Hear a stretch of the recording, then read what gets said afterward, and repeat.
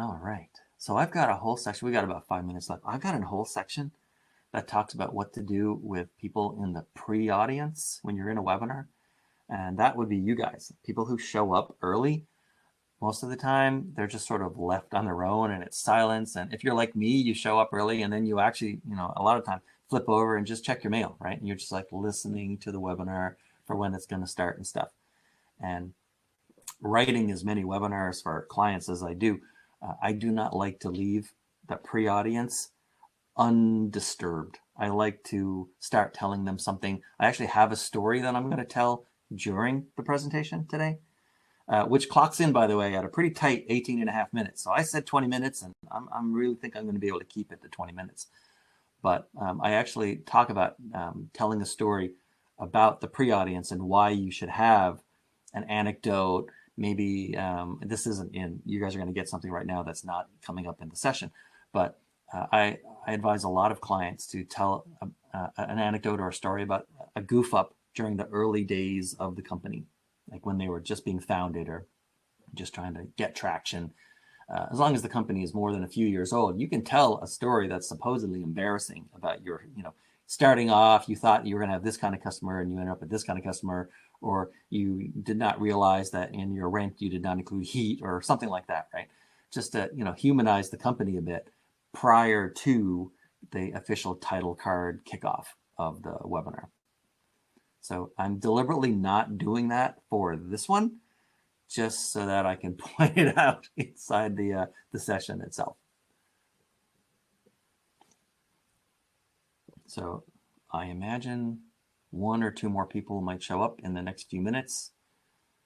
Typical for pretty much all webinars, I would expect about 25 to 40% of the people who registered to actually attend the live event. And then another 35-40% will register only to see the replay. I'm sure you've done that in the past. I've done that with certain webinars. And some percentage are just never going to show up or watch it, period. Their loss. It's going to be a valuable 18 minutes and 37 seconds, I'll tell you that.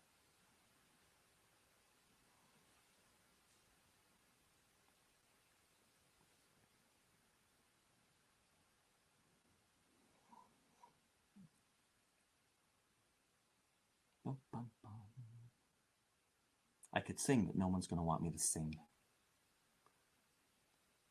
I don't do very many B2C webinars, but when I do, there's lots of royalty-free music that you can play to sort of get people, in the mood, or just keep things moving. There's Carson from Orlando. There's Quinn. Quinn, I'm serious, like 18:35. You can set your stopwatch. I timed it a bunch of times, and I come in at approximately, with ad libs and hiccups and flubs and stuff, about 18 minutes and 35 seconds. So if I go long today, it's just because I got long-winded.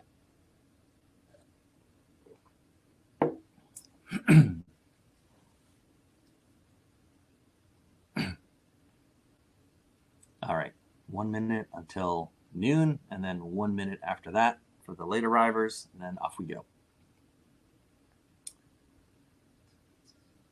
I like Denver. Denver's cable town. Almost all of the major phone networks and broadband networks converge in Denver from the east, and then they split out to the west. I imagine if you live in Denver, you probably got pretty good bandwidth. There's just a lot of capacity in that town.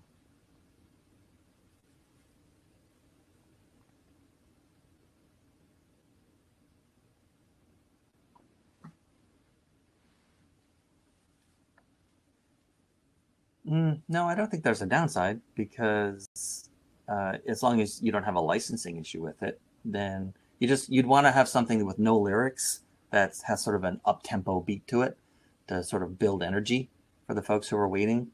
You certainly wouldn't want a dirge or a power ballad or anything that with language that might offend people. There's Casey. Daniel. Okay, well, I have about 1 more minute. We're going to get started. I hope someone can confirm for me you're not hearing a reverb or an echo or anything. I sound loud enough and that kind of stuff, because these are the last few seconds where I might be able to adjust that.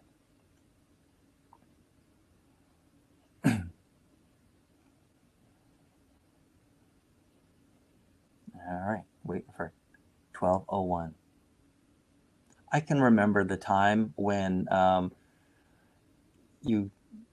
today we assume all of our devices are synchronized so that the time is the same on all of them. But I can remember back when, you might have 4 or 5 different things, even a laptop and a watch, and they might have slightly different times on them.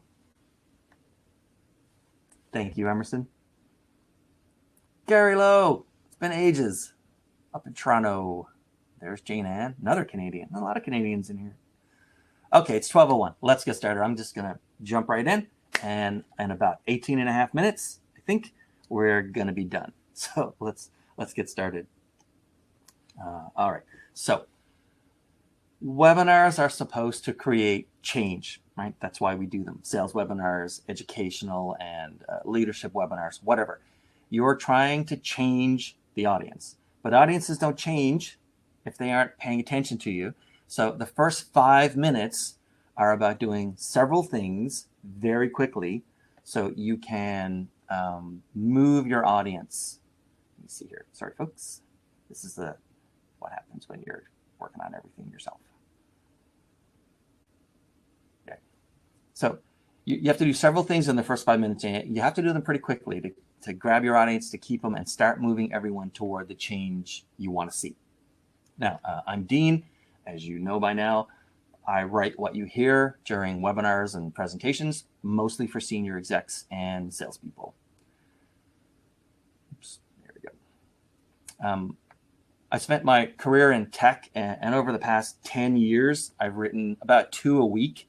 So that's a little over 1,000 presentations, speeches, opening remarks, snippets and zingers for conferences and fireside chats and interviews and webinars. Webinars are my favorite thing to write.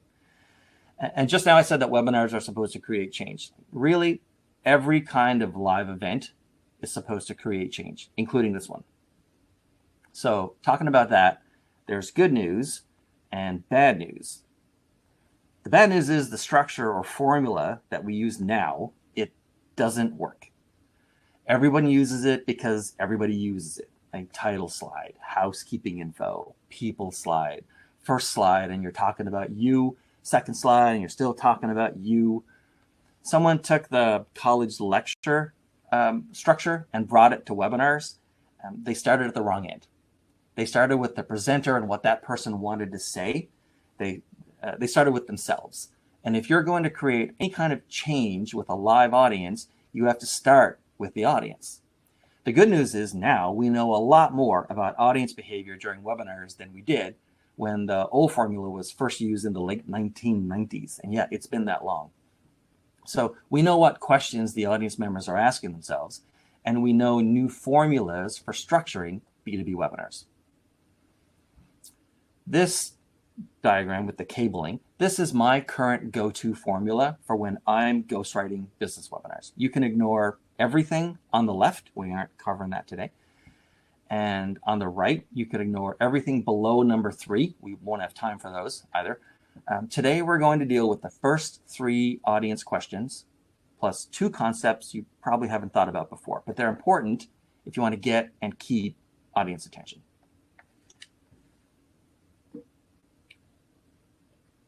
I've used this structure to write a lot of B2B webinars for clients. Now, I'm always experimenting. I keep trying to break this formula, but so far it's too strong to break. Someday, some experiment will show me a new way, but for now, this one is my top performer. And this tutorial, just so you know, is this 20-minute tutorial, 18 and a half minutes. This is using a new structure that I'm testing, but it's not mature or strong enough yet to replace this one here on screen. So not yet. Okay, so let's get into it. Oops. I'm going to go through them in reverse order since you are most familiar with number 3 and number 2. And then we're going to work backwards from what you know best to what's new to you. Make sure I get you guys on the right screen. In your first 5 minutes of a B2B webinar, you're trying to grab attention, establish your personal credentials and trustworthiness, right? And set aside doubts that what you're talking about is not yet developed or not yet proven or not yet available on a schedule that makes sense for what the audience needs. Like, it's not vaporware, it's not, fantasy. And that's what these first three questions, which as a webinar ghostwriter, I think of as Act 1, that's what these first three questions are dealing with. Because if I'm in the audience and you don't get my attention, I'm going to start replying to emails, right? And I'm going to work on that project my boss asked me to finish by the end of the day. You're going to be background radio to my other work, and I'll be in and out attention-wise because I'm also focused on what I'm typing and what I'm reading. So establishing up front why you should pay attention, that's what question 1 is for. Question 2 is there because if I don't trust the person talking to me, I can't really trust any of their content. And I'm really talking about trusting you, the person. You can't hide behind the company name and expect me to trust you. Just because your company is well known or has a good reputation doesn't mean you aren't lying to me or saying something that's just wrong. Maybe you're someone who lies. Maybe you're new to the company, so you're saying things I shouldn't rely on yet. And question 3 is about showing me that I'm not the first one going down this trail. So let's start here and work backwards.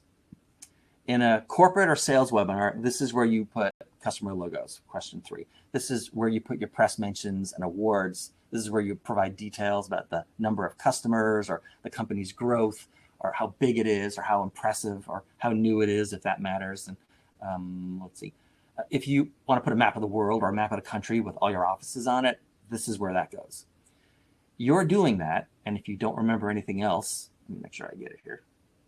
If you don't remember anything else from this tutorial, this question in purple here is the one thing you always need to keep in mind in business-to-business presentations as you create your webinar, okay? Question 3 and 2 and 1 and every other question in this formula is really you indirectly answering this purple question. Because in B2B webinars, no one closes a deal at the end of the hour. It's all about moving your company closer to their company one step at a time. So you're always addressing the purple question. But the first 3 questions are critical because if you lose the audience in those first 5 minutes, you're not going to get a chance to make the right strong impression on them with the rest of your content. So there's number 3. You show them that whatever you're talking about, it's real. On to number 2. Question 2 is about you. So you talk about yourself without being weird about it. If you've been with the company for a long time, say that and show it on screen. If you're new to the company, but you're new to the company, but you've been in the industry for a long time, show that instead. If you have a PhD or if you spent time in a developing country at a nonprofit, like whatever, anything that makes you different from most people in a way that could relate to this audience, think about showing that. If you want awards, put their logos on screen. Don't talk about it in the narration. That would be weird, but just let them see it. The point with number 2 is to show that a reasonable person would listen to you for this topic. We try to get question 2 and 3, by the way, out of the way as fast as we can without seeming to rush. Rushing is suspicious. Doing it expediently because obviously any reasonable person would believe you and believe the reality of what you're talking about. I mean, that's exactly the impression you're trying to give. Besides, if you try to go too slow and spend a lot of time trying to convince people you're honest, well, who would do that, right? Except someone who wasn't honest. Someone keeps telling you, trust me, trust me, trust me, trust me, over and over. You don't trust them. So you move through 2 and 3 briskly, fast enough that you give the impression that everyone always accepts that what you put on screen and whatever you say is fact. So not too slow, but not at a breakneck speed. Okay, 3 and 2 are out of the way. You've done variations of them before. So let's tackle number 1. Because in most webinars, most presentations, people skip number 1. Like they actually kick off with question 2 or some other question. Why would anyone skip? Let me get you guys here. Why would anyone skip number 1, right? I have a theory. Maybe you can tell me if I'm wrong. But I think people don't try to open with an attention commander because they're afraid of the cringe factor. Maybe they tried to say an opening line once and they could see the audience like eye rolling and it made them self-conscious. And I get that. I've done that. I've done hundreds of presentations where I was the writer and the speaker and almost 1,000 where I was just the creator, not the speaker. And I've said things that sounded great in my head and they bombed when I said them out loud. And I'm not someone who ever practices in front of someone else beforehand. I should, maybe, but I don't. And when you're writing an attention commander line that someone else will say, there's an extra layer of pressure, for people like me, because, we're charging them for this, right? So here are my 3 favorite tools for getting an audience to pay attention right from the jump, answering question number 1. And just like this formula I showed you is the strongest one I've seen so far, these are the 3 opening formulas for B2B that work all the time. Big audiences and small ones, short presentations and long ones, and they don't make you look like a jackass or a poser. So these are my myth, assumption, and contra openings. Just use 1 per webinar, okay, like 1 per presentation. They're not stackable. More is not better. To use myth, you open by saying that X, whatever X is, has always been accepted as true. We all operate as if it's true, except it has never been true. And here's why. You pick assumption, and I've got an example coming up, guys. You pick assumption where you say X is actually true or was actually true, but that has recently changed or will change soon. And you pick contra to say, yes, X is true, but not for everyone, not for this group, not for your people like that. Not for you, not for your company, not for your industry. To show these differences between the 3 of them, here's a really simple example with milk. If we used a myth, then we might say, we all know that milk is good for us, except it turns out that it never really was. And if we used an assumption opening line, we'd say, milk is good for us, but upcoming changes to the dairy industry will change that. And then contra would be something like, milk is good for most people, but it's never been good for people with green eyes until now. You make that statement, one of those statements, filling in the details by talking about the audience or something they already believe, and you show that change either has happened or will happen or should have happened for them by now, but it hasn't yet. And you tell them that you're the one who's going to explain it. If you use one of these change-based openers, you're creating the kind of tension a B2B audience understands and wants relief from, because no one wants to be wrong. No one wants to be caught short because they didn't notice that a change in the world had already happened or would happen soon. And no one wants their company or group or industry to be left out of benefits or advantages that others have. So we've covered the first 3 questions. First, your attention commander, your opening statement highlights a difference or change. Then you showed that you personally can be relied on to talk about the change. And you showed that the result of the change or the solution you provide is already trusted in the world. That's question 1, question 2, question 3. At this point, you would bridge into Act 2. But we're not going to cover that. We don't have time for that today. I did say earlier, however, that I talked to you about 2 core concepts, not just the 3 questions here. And those 2 concepts are what set you apart right in the first moments from all of the other boring webinars that your audience has seen. The first of those 2 concepts is the pre-audience. Some people arrive early for webinars. You've done this too. And what happens when you arrive early? Chances are you wait until the connection gets established, and then you switch away to some other app and start doing something, right? You can't watch a video or talk on Zoom, but you check your email, you do some work, you read the news, you check out social media. You're giving the webinar, which hasn't started yet, just enough attention so you'll know when to switch over to it when it starts. And that attention, by the way, is something I'm coming to shortly. While you're away from the webinar, what's happening? If it's on GoToWebinar, do you hear the recording playing? The one where the lady's voice cuts in and she says, the webinar will begin shortly. Right?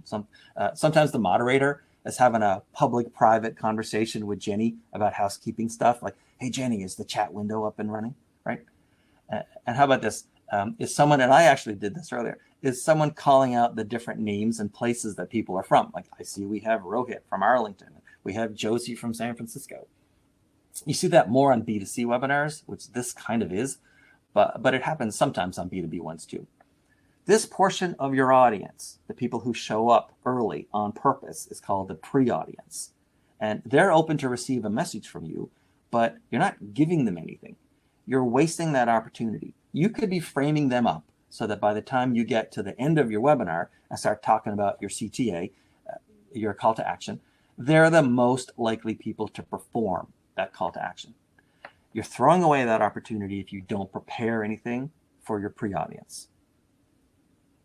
Unless you're a one-person show like I am today, where I'm the presenter and the software operator and tech support, unless you're truly alone, you owe it to yourself to have something ready for those people. And I recommend you tell a story. So tell a story that's related to your webinar topic, so it says the same theme. But if someone showed up just as you kicked off the webinar and didn't hear the story, they'd still understand everything. They wouldn't be lost just because they missed your story. Here's an example I might use for a webinar like this one, a short one. About 10 years ago, I was eating a sandwich at a busy little lunch place in downtown Atlanta, and my phone rings. And I don't recognize the number, but back then we would still answer the phone if we didn't recognize the number. And when I answer it, some guy says his name real fast. He's talking really fast, and it's hard to hear him anyway. And he says, "We ran the report, and you're fine." And right after that, my boss calls me. I was a project manager for a software company, and my little specialty at this company was taking over projects where the money was gone, like spent, and the customer was mad because the software still didn't work. The project should have been finished, and it wasn't. Since we were doing the same project over and over, and it was the first time for the customer, it was usually their fault when a project went overdue and ran out of money. They had underestimated how well they knew their own internal rules for paying people, or the complicated parts of their union contracts, or how people were paid overtime, stuff like that. And the first thing I focused on every time I got assigned to one of these busted projects, and as soon as I could, was to get a sign off on a tiny little change for $0, something no one would refuse to sign. And once I got that, I'd start fixing the work they had underestimated about themselves and charging. So like $1,000, I'd get approval for $2,200. I'd get approval for really almost never more than $5,000. Lots of these things, lots of signatures on small amounts, as my folks got their system patched up with all the changes and extras this customer needed, so they could use it right, and so we could finish up and leave. So as fast as the first call can end, and my boss calls me and he says, "Did the CFO call you yet? And also, did you have a fight with the finance department this morning?" That guy who called me was the CFO, and this company had about 2,500 people. And I said, sort of. Someone called me and said they had a new rule and they weren't accepting change orders for any amount below $20,000. And I said, no, I have a system and I'm not doing that. A $5,000 change order might be an afterthought. A $20,000 one is a negotiation. And my system of persuading customers to keep spending so we could finish their project depended on lots of small amounts. And so the lady in the finance department said that didn't matter. I had to make this big change. And I said, do this. Run my budget numbers for the past 12 months. So that would have been half of the current year and half of the previous year. And see how much extra money I brought into the company doing it my way. And then we hung up. So then my boss asked me, do you know how much extra money you brought in that the company hadn't forecasted? And it turns out it was over $1 million, about $100,000 a month, spread out in small amounts over all my customers and all my projects. And yes, in fairness to the finance department, it was a blizzard of paperwork for them. But that's where I worked out how to get pretty big results by persuading another company to take small steps. And really, what's a webinar in B2B except a way to get someone at another company to take a small step? A lot of the things I know now and I use in webinars when I'm writing the scripts and stuff, I tested out back then with software customers who were pissed off at us. Now, if I had a story like that and I set it to a pre-audience, everyone who showed up exactly on time would miss the story, but the webinar would still make perfect sense to them. Everyone who did show up early and heard the whole story is primed even more than anyone else to perform whatever the webinar's call to action is at the end of the webinar. If there's no story at all, then I've wasted that opportunity because I left the pre-audience in silence. And that takes me to my final topic today, courtesy attention. Courtesy attention is the attention any audience member will give you at the beginning of a live event. It doesn't last very long. For some people, for a lot of people, the sand starts running through the hourglass as soon as they connect and they start checking their email. Courtesy attention lasts between 3 to 8 minutes, usually, in a webinar. And if you don't provide them, the audience, with an attention commander or a pre-audience story before that time is up, a lot of them will either check out mentally or check out, period, and drop off the webinar. The 3 times you see the biggest drop-offs in attention are a few minutes after they join, later on when you stop with the content and start talking about your pitch and the next steps, and when the question period starts. Those are the 3 danger points for me as a webinar writer and ghostwriter. That's why even if you don't do anything for the pre-audience, you always start with question 1, the attention command or statement or slide. Because at that point, you're almost out of time for a lot of folks, and you need them to be intrigued so that the hourglass gets, flipped over and you get a breather. So that's courtesy attention. You get a few minutes in the beginning where everyone pays attention to you. So don't throw it away with a boring intro and a slow build up and talking about how to put questions in the chat. It's 2021. Everyone knows how to use the chat and question function. And at this point, I hope you're different than when you were 20 minutes ago, and that you have some new tools and maybe a different angle on how to do the first 5 minutes for your next webinar. Now, if you're someone who always drops when the question period starts, here's how to ask me for more information or contact me outside of this. And these are my links for that. I'm going to hang around for a few minutes in case anyone wants to ask a question here that they think everyone else wants me to talk about. And so maybe there are no questions. Let me check. Dun, dun, dun, dun.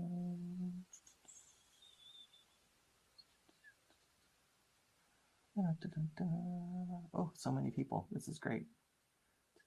Okay, someone's being smart, and their question is, what formula am I using for this one, since it's not the one that I showed you guys for sort of the longer ones? If you've ever done any of my LinkedIn type stuff that I do for folks from time to time, there's a section of questions there that I call the BENS questions, the BENS, which is big, easy, new, and safe. And that's the formula that I'm experimenting with on this one as I think about doing more shorter form webinars going forward through the rest of the year. Is it awkward to tell a story at first? Well, if it's a story about you or what you're familiar with, no. Remember, you're telling the story to the pre-audience. So there's sort of a formality snap down beginning with when you officially kick off. You've got the title slide and you kick off with the very first slide. So if the story is for the pre-audience, you're still in sort of an informal period there, and it's pretty easy to tell your story. I find most people don't get nervous, especially since I write the stories for them. I literally write every word, every pause, everything that my clients are going to say in their webinar, so that there's nothing left to chance, and also so it reduces a lot of their cognitive load. A lot of people aren't comfortable talking to a camera or talking in webinars. There's no audience feedback really, right? You can't hear the audience or anything. So I write everything out, and once they read it through and they're good with it, a lot of the stress and global skill kind of thing about doing a webinar as a presenter goes away, because they know that the content's there and it's solid. And if they want to take a question or ad lib or whatever, that's good. And then they just come back to the script. But there is a formality lockdown between the pre-audience and when you officially kick off the webinar. And so I find most people, especially if I write the story for them. By the way, when I say I write the story for them, the stories are real. They happened. It's not fiction. It's just that they told me, and then I fashioned it into a story for them. So they get to go back and forth with the story a little bit, and they find it the most comfortable part of the experience, not awkward at all. Let's see. You mentioned small CTAs for webinars. In your experience, how big can you go on a CTA? Oh, that's a good question. Okay, so here's how big you can go on a CTA. It has everything to do with how many touches you've had with that audience member prior to the webinar itself. So a lot of the times webinars are used at the very top of a sales funnel, right? It's you're basically, these people are strangers, and you're using the webinar as a way to change them from leads into prospects, and then from prospects to potential customers, and then to customers, and so on. So most of the people in most B2B webinars are actually strangers, at least the ones that I write. And so the CTA has to be the smallest amount of weight that you can get away with, where you're still advancing that person through towards you and their company moving closer together. So just yesterday, I finished writing a webinar for a client out in Silicon Valley where they're selling a $1,000 per seat online course to team managers in companies. And the only reason I have a $1,000 call to action to get these people to download the free sort of toolkit and stuff and put them really well on the path of buying $1,000 per seat. And understand, when I say $1,000 per seat, most of these folks are managing 7 to 10 people. So that's a $7,000 to $10,000 purchase. I can only get away with that because the webinar will be the 5th or 7th or 9th time that they've interacted with some kind of messaging from this company. But if it was brand new and cold, then there's no way I would try for $1,000. I'd try to get them to sign up for a webinar series or a newsletter or to get on a mailing list, like the smallest possible thing, so that you want to overcome any sort of initial friction or resistance they might have to continue the conversation past your webinar. Do you think the formula works regardless of topic? I have used the formula, and I should say for the formula that I showed you guys, it's really well adapted to 30 to 45 minute webinars, so like sort of longer form ones, because there's a lot to cover in there, right? But I've used it for many, many, many topics, very complex topics. I just used it for the one I was talking about, Silicon Valley. That is all about finding one's purpose, and as a team manager, helping you and help you, your team, all the members in it, and then together as a group, like finding your social good purpose. And you know, that related to a fintech or SaaS kind of company, or whether or not some companies approach the containerization and Kubernetes and, you know, esoteric stuff. It works across everything I found so far. Because again, those are just 10 mental questions that audiences want answers to before they feel comfortable vouching for you. What you fill in the answers is just completely up to you. But yeah, it's been very, very flexible, and I keep trying to break it, and I've yet to find a way to break it. It's really strong. As long as the questions are done in that order. You have some play. You can move the questions around if you want. Don't move around anything in Act 1, what we covered today.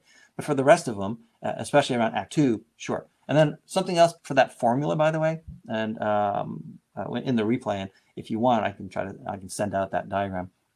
All those questions don't get the same amount of time, right? In a 45-minute webinar, you dispense with the first 3 questions, like I said, in the first 5 minutes, no more than that.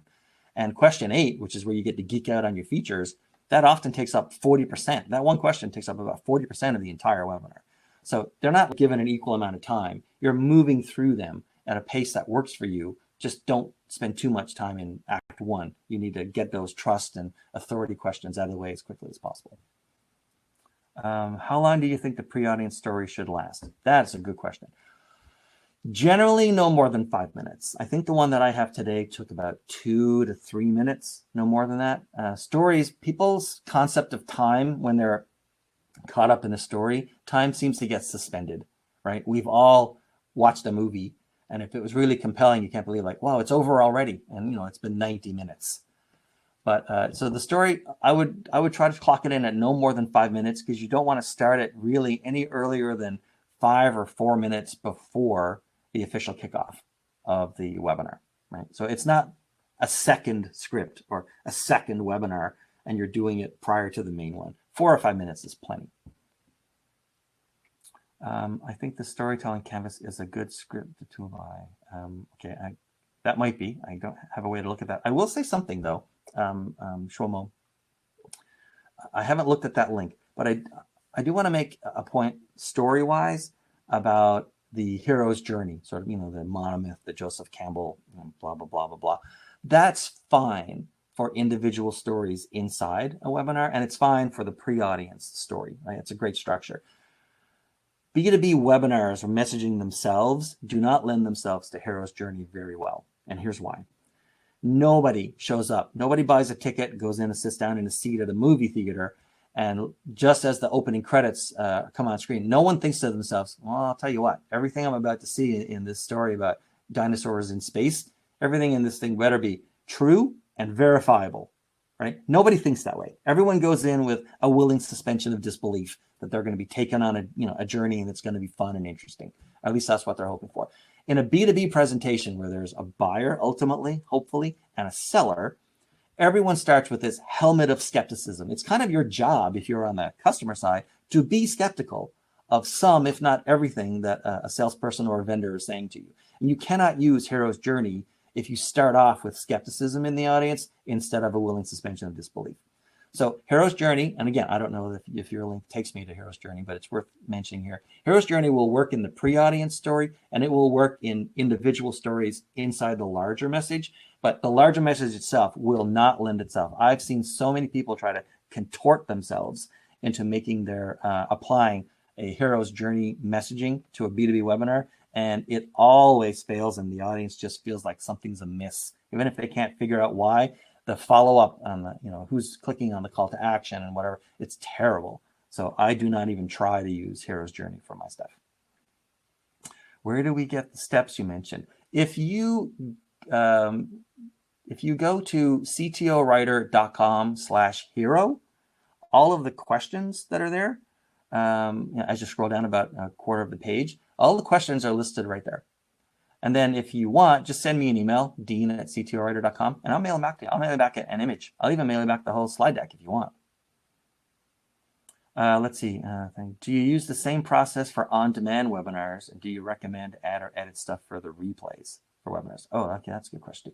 So yeah, it doesn't matter whether it's a live or an on-demand. You use the same formula, works across the board, except if it's going to be on demand and you're not trying to pretend.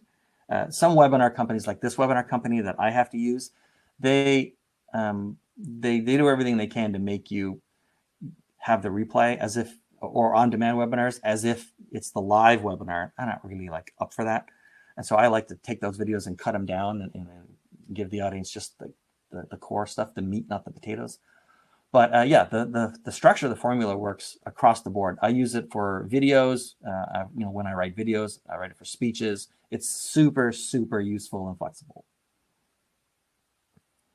All right. I think that is the. Oh wait, there was one other question. Do I recommend that someone add or edit stuff for the replays?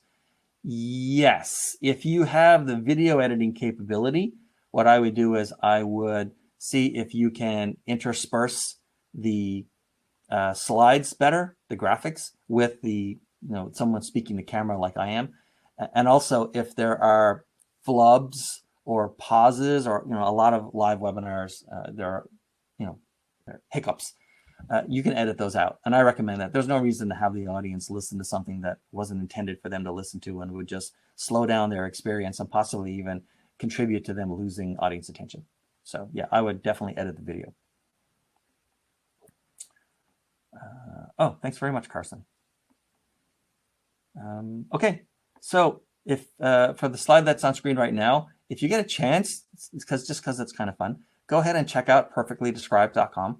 I did a very large-scale experiment, and at this point, I've written hundreds of short bios for people that they use on LinkedIn. I don't promote this usually as a business. I don't post about it on LinkedIn. I don't run ads on it. I don't do anything. But I really love those sessions. They're a lot of fun.